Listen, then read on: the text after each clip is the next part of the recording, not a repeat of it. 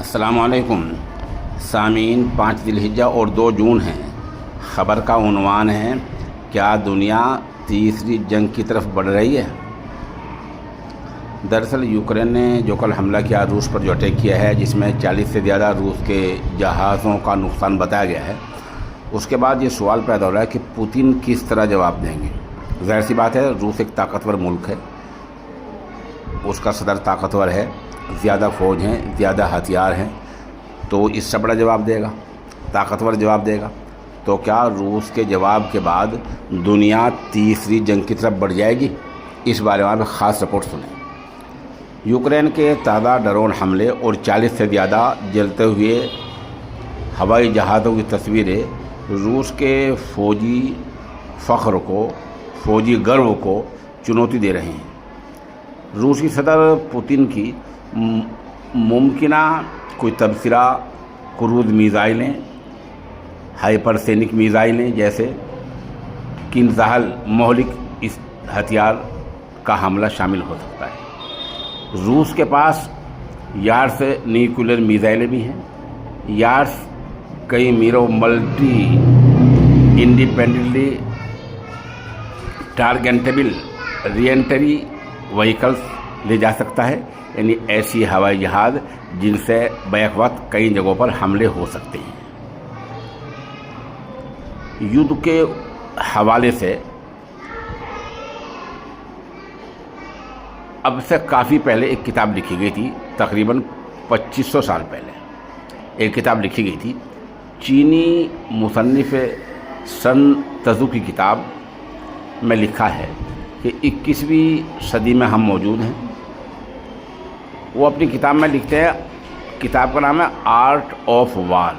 वो लिखते हैं, जब लड़ाई असली हो और जीत हासिल करने में देर हो रही हो तो हथियार अपनी धार खो बैठते हैं और फौजियों का जोश ठंडा पड़ जाता है।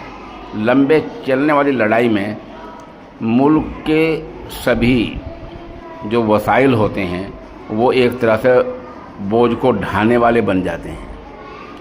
रूस पर यूक्रेन के ताज़ा ड्रोन हमले के बाद रूसी सदर व्लादिमीर पुतिन के मन में ऐसे ही सवाल उमड़ रहे होंगे। 25 सालों से रूस का इक़्तिदार संभाले रहे 72 साला व्लादिमीर पुतिन यूक्रेन के इस हमाकत का क्या और किस तरह जवाब देंगे? रूस का जवाबी हमला कितना वसी होगा? कहीं पुतिन का जवाब इतना भयानक ना हो कि ये कदम तीसरी आलमी जंग की तरफ न बढ़ जाए। आपको पता है कि 1 जून 2025 को यूक्रेन ने रूस के अंदर 4000 किलोमीटर तक घुसकर हमला किया। यूक्रेन ने दावा किया है कि इन हमलों में रूस के 5 बड़े एयरबेस बेलाया, डाइगिलेवो, इवानोवो, ओलिनिया और वगैरह तबाह हो गए, बर्बाद हो गई। यूक्रेन की सीक्रेट एजेंसी SBU ने इस हमले को लेकर कहा है कि उसके मिज़ाइल हमले में रूस के 41 लंबी दूरी के बमबार करने वाले हवाई जहाज़ भी तबाह हो गई हैं। इन हवाई जहाज़ों की जलती हुई तस्वीरें मीडिया पर चल रही हैं।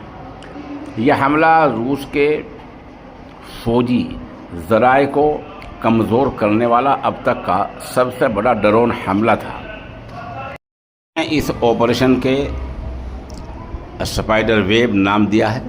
SBU का अंदाज़ा है कि इस हमले से रूस को $7 बिलियन का भारी भरकम नुकसान हुआ है। रूस ने यूक्रेन की इस कार्रवाई को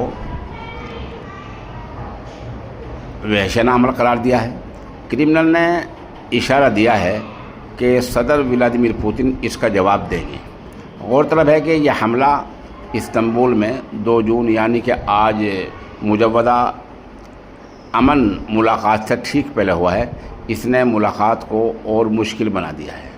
3.5 साल से चल रही इस जंग के रोकने के लिए यूक्रेन ने कल ये हमला किया है। यूक्रेन पहले भी ऐसा कर चुका है, लेकिन उसे कामयाबी नहीं मिली है। रूस की एजेंसी रसिया टुडे के मुताबिक यूक्रेन ने 2022 में खार्किव और खैरसान पर हमले किए थे।